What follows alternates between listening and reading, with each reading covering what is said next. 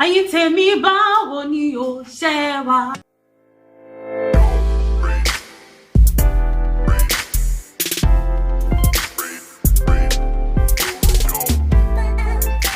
Hello guys, and welcome back to my channel. I'm Tola. If you are new here, you are welcome.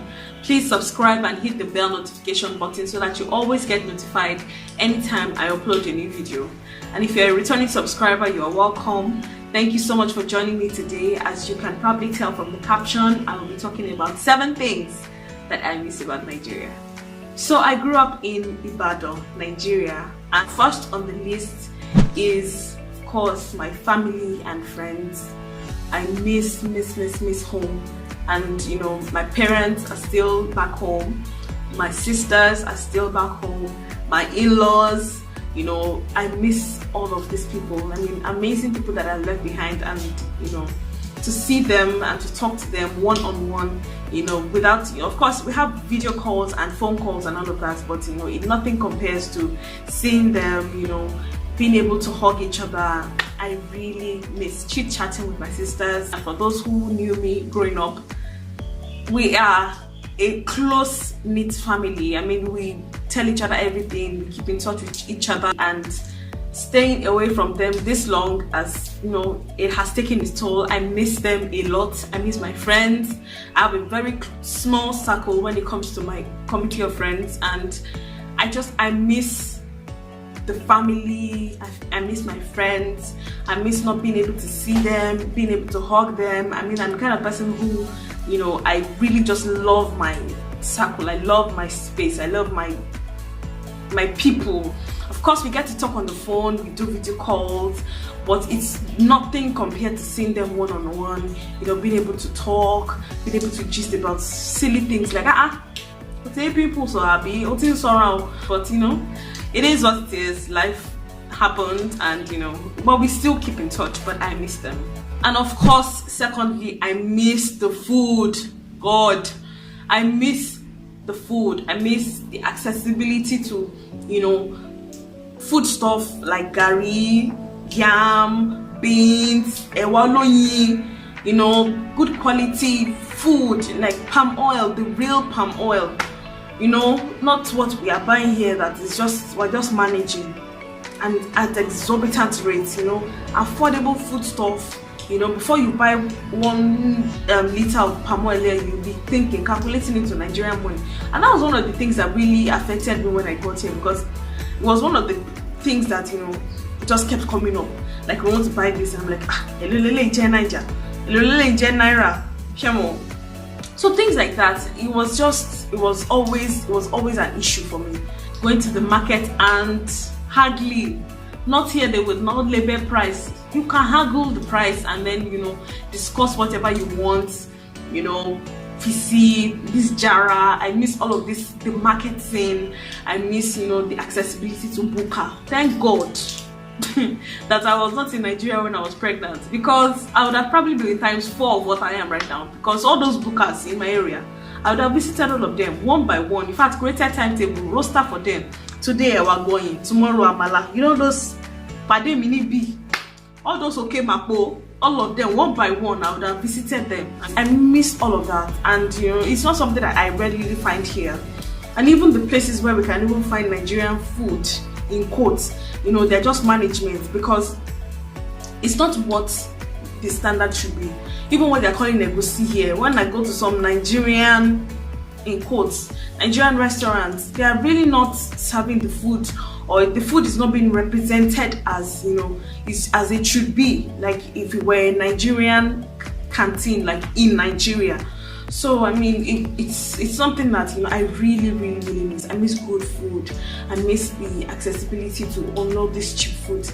And you know, the things that we buy in Nigeria, they're the organic, you know, farm produce, you know, fresh from the farm. Not all this tomato that will be scaring you, whether it is computer tomato or, you know these tomatoes and this red pepper. It's here that I came, that I saw that red pepper can be as big as my hand. You know, I have to be holding tomato, red tatashe to be by. It was scary. It was so scary. And then, you know, the kinds of banana that we have, even when it comes to packaged foods, Milotamole, It's not the same melon that they are selling here. So I mean, I miss our food, sha. Of course, transportation, easy transportation. It was a big adjustment for me moving here, because the transportation here is nothing like Nigeria. I mean, you can be on a street and you only find buses going in one direction. You never see them coming back in the other direction. They probably drop you. You probably see the bus coming back in the other direction on the other streets. So it's something that I had to adjust to a lot here. You find the buses only on one side of the road. You never see them going and coming, except of course for busy roads, maybe like the N2s. I don't know. So it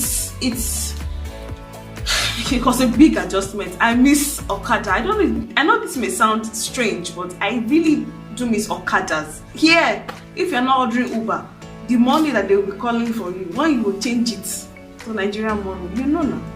So I mean, transportation was one thing that I really missed. And of course, the social life.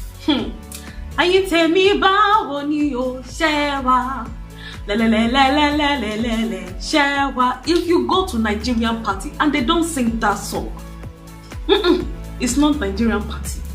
I miss the Owambe, I miss the occasions. You are doing naming, you are doing buying land, you are Chile, you know, whatever it is that you are doing, there is always occasion. Wedding every now and then, naming ceremony, canopy, rent chair, you know, close the streets, that kind of party, you know, and the souvenirs. Oh my God, I miss Nigerian parties. I miss the social life, as it were, because even if you're not going to a party, there's someone happening near you. In your house, you will be dancing. Even the smell of the rice that you are smelling, or the amala that you are smelling inside your house, you will mark register at one way or another. So it's something that, you know, I miss it. And it's one thing that when I go home, you invite me, I don't go. I will go. I will attend your event, just so that I hear it. So I just want to go there, you know, dance. It's where, you know, people go to update their styles. People go to, you know, even if they are not invited, you know yourselves. You know yourselves. We're not invited, but you just go because it's a society party. The security is loose, you know, that kind of thing. So I miss Nigerian party. I you know what they say, there's no party like the Lagos party. I grew up in Ibadan, but you know, I have to represent, you know. And of course, the festive seasons, when it comes to the life of the party, there's always something we're celebrating. If it's a Christian, like Easter, like Christmas that is coming up now, New Year, Ileya, you will eat meat. Meat is waiting for you. Although we eat meat here, but that meat is a very special thing, and we kill our own meat ourselves. And when I talk about your own meat, it will be chicken. If you have money, it will be your goat, your ram, you know. If you are the 1% of the 1%, you'll be killing your cow for Christmas, just for, you know, the status people. So the festive seasons in Nigeria is characterized by a lot of happenings, a lot of events.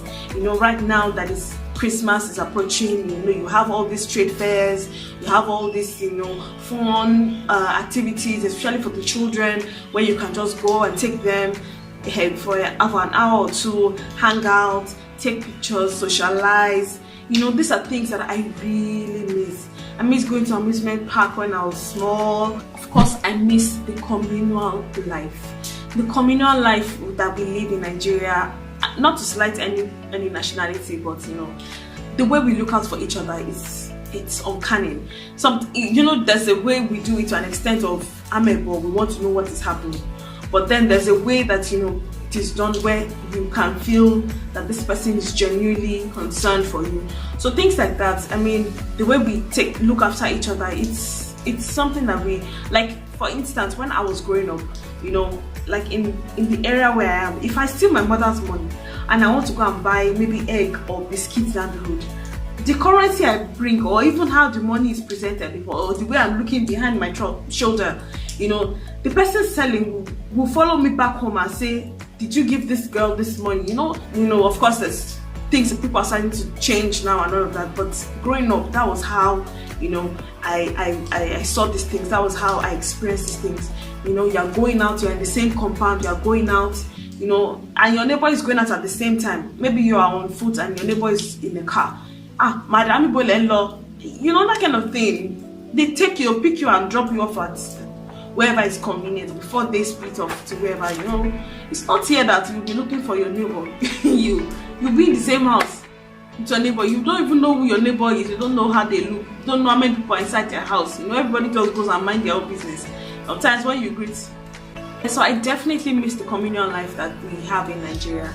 And last but not the least, this may sound weird to a lot of people, but it is actually true.